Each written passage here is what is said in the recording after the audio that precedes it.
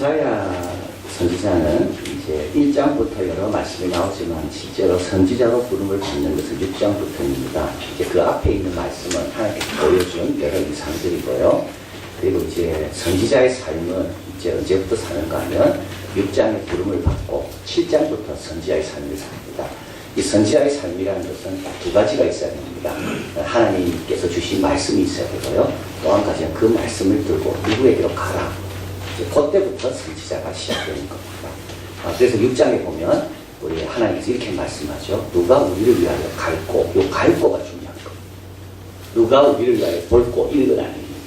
누가 우리를 위하여 갈고, 그게 이제 선지자입니다. 그래서 이제 6장에 이사야는 선지자로 부르심을 받고, 그리고 나서 이제 7장에 아하스 왕에게 나아가서 보라 처녀가 잉태하여 아들을 낳을 것이니 그 징조에 대해서 말씀을 하고, 그리고 이제 오늘 8장에 이제 선지자로서의 살아가는 여러 모습들이 이제 나오게 됩니다.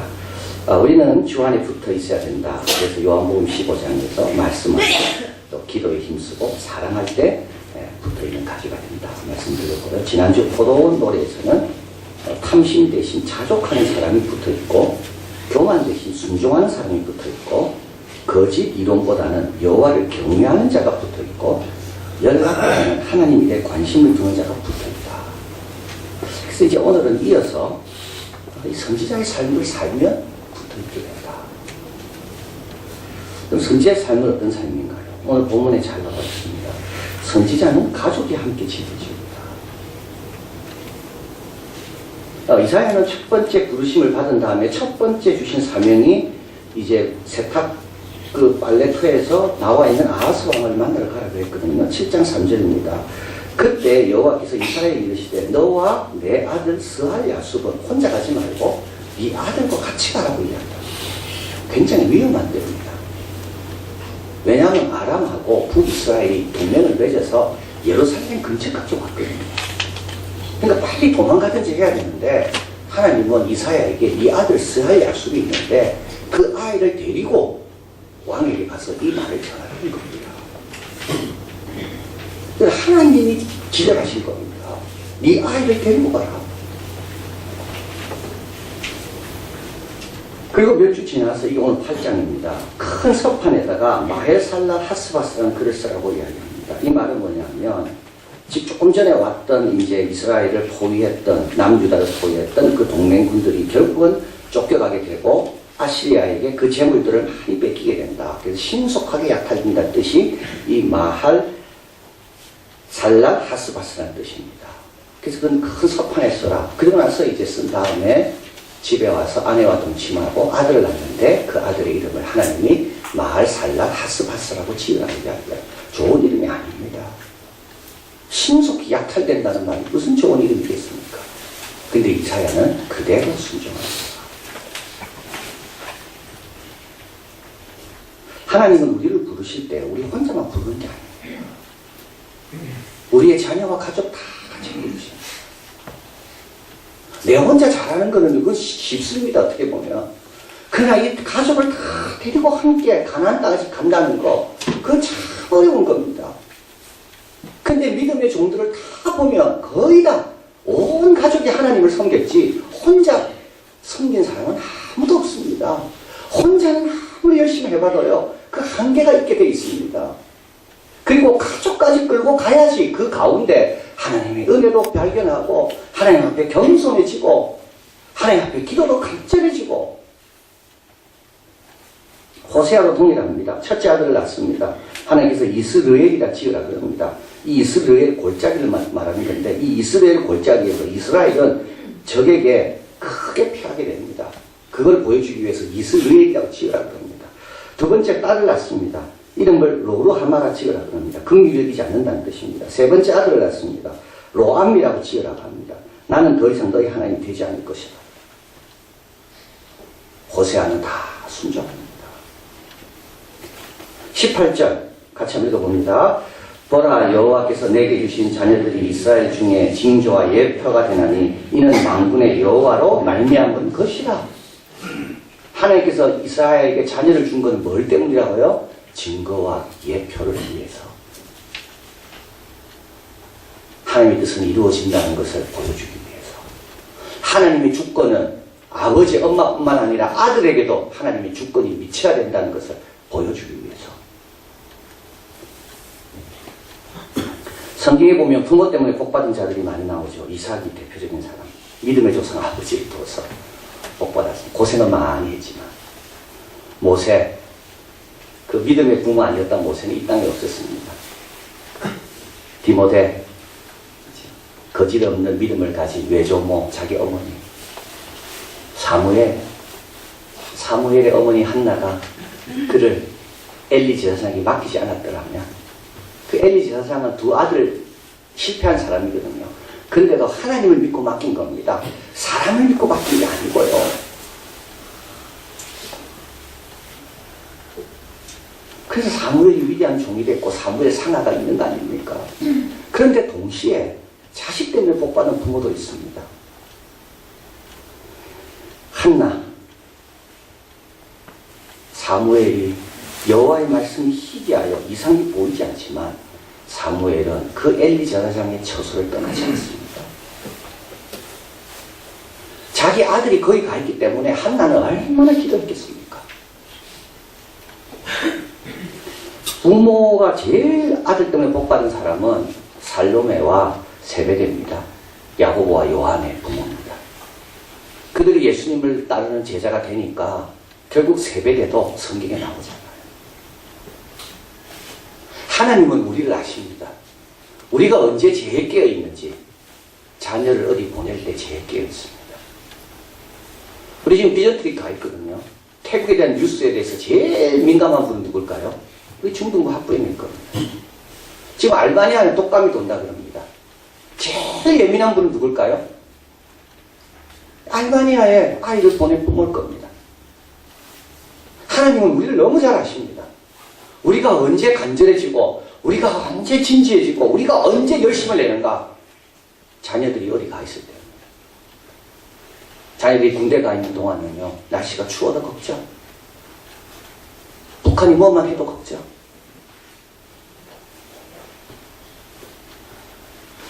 여러분, 신앙생활 잘하려면요, 자녀를 좋은 데 갖다 둬야 됩니다. 그러면 자동적으로 자녀를 위해 간절히 기도하게 되고, 그곳이 잘 되길 바라게 되고, 그러면서 어떻게 되는가 하면 우리가 한나처럼 됩니다. 디모데 어머니처럼 됩니다.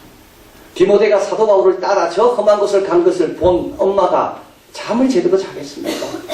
밤이 맞도록 기도하겠지요. 그래서 그 엄마는 깨어있는 겁니다.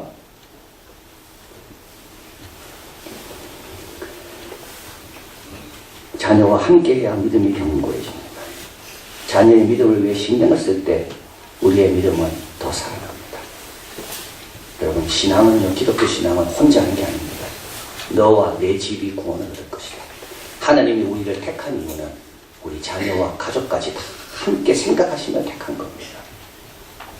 좀 불편하고 좀 속도가 떨어질 수가 있습니다. 같이 하려면요. 그래도요, 자녀와 같이 해야 해요. 이게 붙어있는 비결입니다. 포도나무에 붙어 있으려면 자녀와 같이 해야 됩니다. 두 번째로 우리 선지자의 삶은 어두운 시간을 견딜 수 있어야 됩니다. 이제 6장에 보면 하나님께서 이사야를 부릅니다. 이사야가 이렇게 말하죠. 내가 여기 있습니다. 나를 보내셔서 참 이렇게 귀한 반응입니다. 이때 하나님께서 6장 9절 10절 이렇게 말씀합니다. 여호와께서 이르시되 가서 이 백성이 이르기를 너희가 듣기는 들어도 깨닫지 못하고 보기는 보아도 알지 못하고 이 백성의 마음을 둔하게 하여 그들의 귀가 막히고 그들의 눈이 감기게 하려 하라. 염려컨대 그들이 눈으로 보고 귀로 듣고 마음으로 깨닫고 다시 돌아와 고침을 받을까 하노라. 하나님이 이걸 염려한다면 절대 이런 일은 안 일어난다는 말이죠. 눈으로 보는 일은 안 일어날 거고 귀로 듣는 것도 안 일어날 거고 마음으로 깨닫는 것도 안 일어날 거고요. 근데 왜 외쳐야 됩니까? 이건 굉장히 실망스러운 전망입니다. 이사야 보고 가라 그랬거든요. 가서 이사야를 막 외칩니다. 근데 하나님 뭐라고 말씀하죠? 내가 이 백성의 마음을 완악해 해서 네가 외치면 외칠수록 완악하게 될 것이다. 근데요, 이게 정말 중요한 말입니다. 들으면 들을수록요, 우리는 행하지 않으려고 더 완악해집니다. 안 들으면요, 보통이었는데요, 자꾸 하나님 말씀 듣잖아요. 그럼 그걸 안 들으려고 우리는 어떻게 되는가 하면 마음을 자꾸 정당화시키면서 완악해 됩니다. 그래서 어떻게 될까요? 반응이 더 없어지는 겁니다. 이사야는요, 반응 없는 걸 견뎌야 되는 겁니다. 열매 없는 걸 견뎌야 되는 겁니다. 그래서 이사야가 질문합니다. 6장 11, 12절. 내가 이르되 주여 어느 때까지니까? 내가 얼마만큼 견뎌야 됩니까?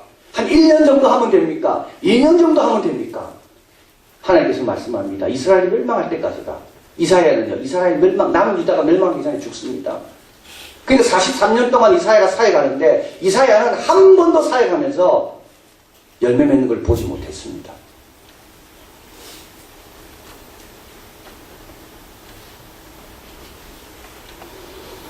노아가 방주를 지을 때 아무도 도와주지 않았습니다. 견뎌야 됩니다.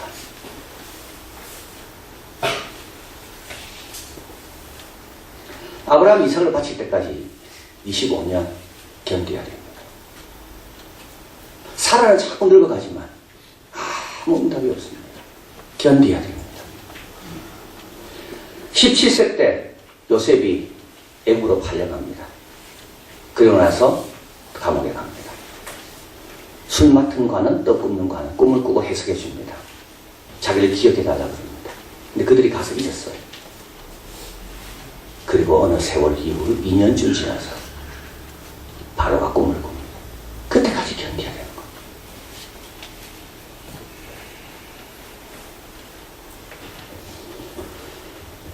어떻게 견딜 수 있을까요? 임마누엘 하나님을 믿습니다. 8절 임마누엘이여 그 편한 날개가 내 땅에 편만하리라. 10절 너희는 함께 도모하라. 필경 이루지 못하리라. 말을 내어라. 시경되지 못하리라. 이는 하나님이 우리와 함께 하십니다. 17절 읽어봅니다. 이제 야곱의 집에 대하여 얼굴을 가리시는 여호와를 나는 기다리며 그를 바라보리라. 예? 얼굴을 가리우십니다. 그래도 어떻게 하라고요? 기다리고 바라봐야 돼요. 나는 못 보지만 하나님은 나와 함께 계십니다. 그래서 이사야는 나중에 45장 15절 이렇게 중요한 말을 합니다. 구원자 이스라엘 하나님이여 진실로 주는 스스로 숨어 계시는 하나님입니다. 견뎌야 됩니다. 임마누엘 하나님. 또 하나님께서는 견딜 수 있도록 함께하게 하십니다. 오늘 본문 앞에 보면 내 진실한 증인 제사장 우리야 예베 메기야의 아들 스가야 이런 사람들이 이사야 주위에 또 있습니다. 16절 이 증거의 말씀을 쌓으며 율법을 나의 제자 중에 봉하리라. 그래서 이사야는 혼자 있지 않고요. 이런 제자들 또 신실한 자들이 주위에 같이 그럼 견딜 수가 있습니다. 그리고 고난은 잠시임을 기억해야 됩니다. 고린도후서 4장 17절 같이 읽어봅니다. 우리의 잠시 받는 환난에 경한 것이 지극히 크고 영원한 영광에 중요한 것을 우리에게 이루게 하니 잠시라 그랬어요. 여러분 10년이면 잠시일까요? 40년이면 잠시입니까? 100년이면 잠시입니까? 나는 태어나서 죽을 때까지 한 번도 내가 좋은 거 경험 못하고 그저 기다리다만 나는 죽었는데 잠시입니까? 잠시입니다. 왜 잠시죠? 영원히 살 거에 비하면 그거는 아주 잠시입니다. 이사야가 43년 동안 참는다고 얼마나 힘들었을까요? 그러나 지금까지 이사야는 영광을 누립니다. 그에 비하면 43년은 잠시입니다. 서머나 감독 폴리가 이제 순교를 하게 됩니다. 이때 총독이 이렇게 말합니다. 나에게는 야수가 있다. 너 야수에 잡혀 먹힐 수 있다. 너 빨리 신앙을 부인해라. 이렇게 그러자 서머나 감독인 폴리가 이렇게 말합니다. 야수들을 부르십시오. 더 좋은 것에서 더 나쁜 것으로 돌아서는 것은 우리들에게는 용납되지 않습니다. 총독은 화가 나서 말합니다. 야수를 얕잡아 본다면 너는 불로 완전히 태워버리겠다. 폴리가 말합니다. 당신은 1시간 정도 탈 불 갖고 나를 위협하냐고. 불은 1시간 있다 꺼진다고.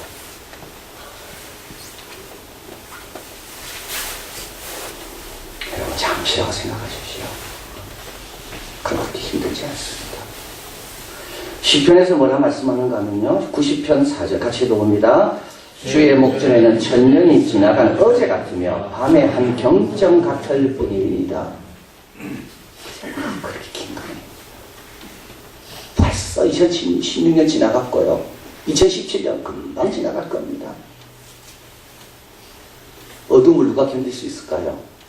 하나님이 나와 함께 하시고 모이기를 피하는 습관을 하지 말고 모이도록 힘쓰고, 그리고요, 잠깐 오면 우리 주님이 오신다. 내가 누릴 영원한 영광에 비하면 이거는 지극히 한 점에 불과하다. 이런 사람은요, 잘 견디는 겁니다. 그건 붙어 있는 겁니다. 이게 붙어 있는 겁니다. 그리고 마지막으로 선지자의 삶은 두려워할 자를 두려워하는 겁니다. 12, 13절 같이 한번 읽어봅니다. 이 백성이 맹약한 자가 있다 말하여도 너희는 그 모든 말을 따라 맹약한 자가 있다 하지 말며 그들의 두려워하는 것을 너희는 두려워하지 말며 놀라지 말고 만군의 여호와 그를 너희가 거룩하다 하고 그도 너희의 두려워하며 놀랄 자를 삼으라. 신령한 자하고요, 그렇지 않은 자하고 차이가 있는가 하면 두려워하는 게 다릅니다. 신령한 자는 뭘 두려워합니까? 하나님을 잊어버릴까 봐 두려워합니다. 신령한 자는요, 내가 가난하게 될 보다도 하나님의 영광을 가릴까 봐 그게 더 두렵습니다. 그게 아불 아닙니까, 잠언에. 신령한 자는 내 부가 어떻게 더 늘어날까 두려워하는 게 아니라, 신령한 자는 하나님 주신 이 축복 때문에 내가 하나님을 잊을까 두려워하는 겁니다. 히브리 3파는 바로의 명령을 두려워하지 않습니다. 그러나 하나님은 두려워합니다. 내가 신령한가 신령하지 않는가를 보면, 내가 뭘 두려워하는가를 보면 알 수가 있습니다. 내가 교만해질까봐 두려워하는 사람은요, 굉장히 신령한 사람입니다. 하나님 주신 이 은혜를 내가 헛되이 사용할까봐 두려워하는 사람은 굉장히 신령한 사람입니다. 하나님 주신 이 큰 구원을 내가 두렵고 떨림으로 어떻게 이룰까? 이런 사람은 신령한 사람입니다. 하나님 앞에 나와 예배드리는 이 시간을 두려워하지 않는 사람, 하나님 앞에 기도하면서 두려워하지 않는 사람, 죄 앞에서 아무 두려움이 없는 사람, 이런 사람은 정말 영적으로 잠자고 있는 사람입니다. 누가복음 12장 5절 7절 예수님 말씀합니다. 마땅히 두려워할 자를 내가 너에게 보이니 곧 죽인 후에 또한 지옥에 던져 넣을 권세가 있는 그를 두려워하라. 내가 참으로 너에게 이르노니 그를 두려워하라. 우리 하나님은 어떤 분입니까? 이사야서의 29장에 말합니다. 대저 여호와께서 깊이 잠들게 하는 신을 너에게 부어주사 너희 눈을 감기셨으며. 이건 뭘까요? 회개하고 깨달아야 되는데 못 깨닫는 겁니다. 우리 행복은 두 가지 행복이 있습니다. 하나는요, 죄 안 지을 때 행복합니다. 또 하나는요, 죄를 깨닫고 돌아올 때 행복해집니다. 그런데 하나님이 잠들게 하시면요, 죄를 못 깨닫습니다.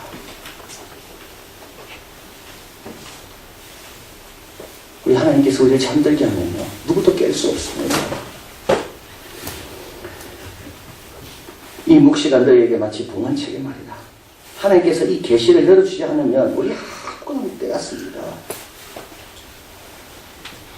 29장 14절 그러므로 내가 이 백성 중에 기이한 일 곧 기이하고 가장 기이한 일을 다시 행하리니 그들의 중에 지혜자의 지혜가 없어지고 명철자의 총명이 가리고 싶다.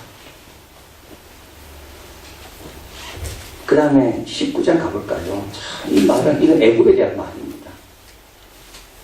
같이 읽어봅니다. 여호와께서 그 가운데 사특한 마음을 섞으셨으므로 그들이 애굽으로 매사 잘못 가게 함이 지한 자가 토하면서 비틀거림 같게 하였으니.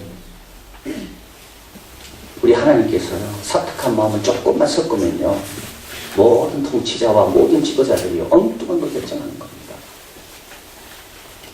우리 하나님은 우리를 심판하기 위하여 뭐 다른 세력을 불러올 필요도 없습니다.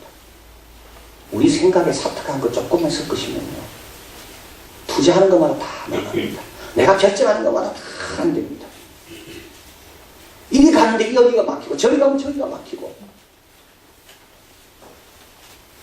여러분 좀 겸손해야 됩니다. 지혜는요, 내 것이 아닙니다. 하나님 주신 거고 얼마든지 가져가실 수가 있습니다. 그래서 지혜가 부족하면 구하라 그랬잖아요. 후히 주시고 꾸짖지 아니하시는. 왜냐하면 지혜는 내 안에 있는 게 아니거든요. 누굴 두려워야 됩니까? 하나님을 두려워야 됩니다. 오늘도 하나님 나에게 총명을 주십시오. 나에게 지혜를 주십시오. 사특하게 섞이지 않게 해주셔서 내가 잘 결정할 수 있도록. 내가 결정하면 우리 직장이 잘 될 것이고 우리나라가 잘 될 것이고 우리 가정이 잘 될 것이고 나도 잘 될 것이고.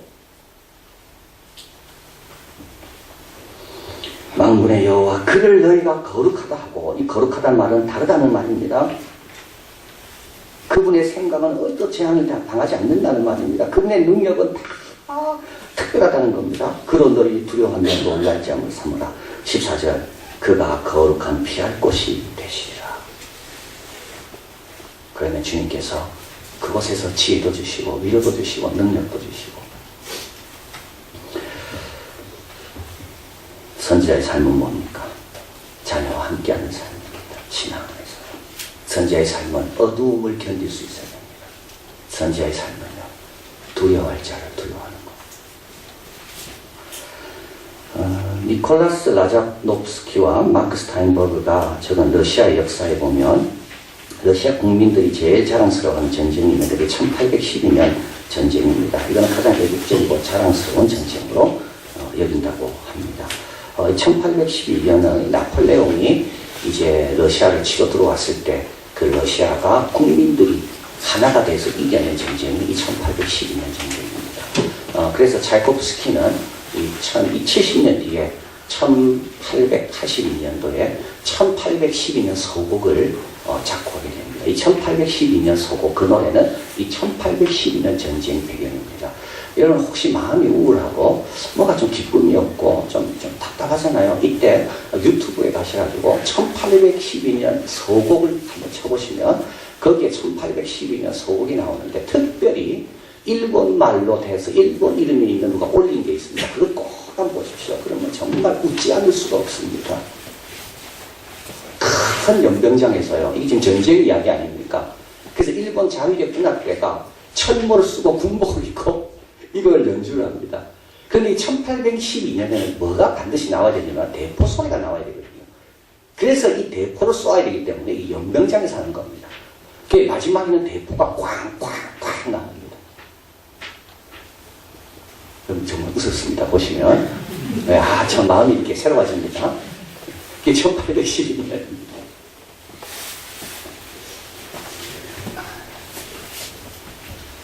1812년 6월 나폴레옹은 러시아 침공에 들어옵니다. 12개국의 지지를 받았고요. 병사들도 45만에서 60만 명입니다. 이때 러시아는 20만 명, 나중에 증원군이 더해져도 40만 명 정도 불과합니다. 나폴레옹의 엄청난 수의 병력뿐만 아니라 비교 불가능할 정도의 유능하다고 생각되는 지휘관들이 나폴레옹의 부대에는 많이 있었습니다. 그래서 결국 3개월 뒤에 9월 14일 모스크바 크렘린을 나폴레옹이 입성합니다.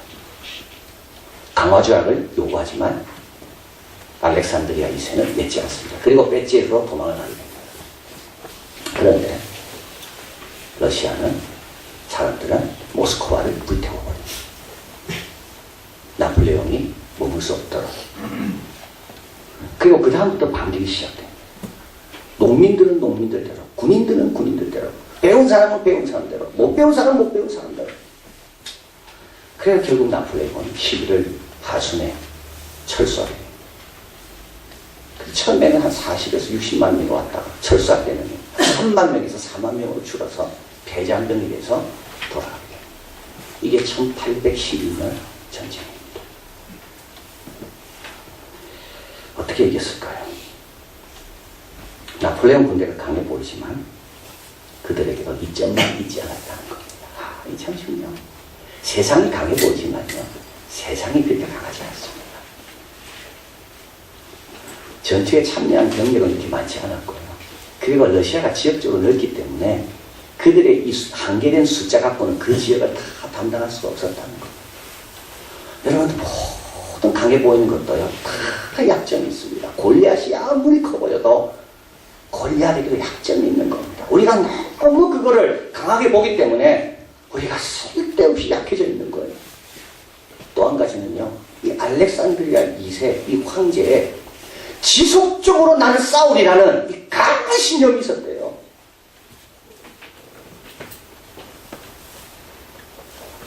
그리고 세 번째, 자발적으로, 전쟁의 역사에서 자발적으로 자기들이 힘을 합쳐서 싸운 역사는 별로 없는데 그랬다는 겁니다. 강한 애국심. 그래서 2차 대전 때 히틀러가 싸울 때도 마찬가지입니다. 프롤레타리아를 위해 싸운 게 아닙니다. 가족과 나라를 위해 싸웠지 강한 애국심. 그리고 세 번째, 마지막은 뭐냐? 패배주의가 없었다는 거. 안 돼. 뭐, 이런 게 없었다는 거. 이 책의 저자는 처음에 시작할 때 루체프의 말을 인용합니다. 이 가난한 말들, 이 황량한 자연, 그러나 끝없는 인내심의 본고장, 러시아 민족의 땅이요. 여러분, 인구가 1억 3천밖에 안 됩니다. 근데 그 넓은 땅을, 그 추운 땅을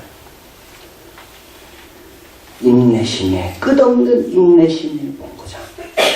그리고 저자는 저자 나름대로 이렇게 결론을 내립니다. 지리적 조건이 역사를 위한 무대는 되지만 역사는 인간이 만든다.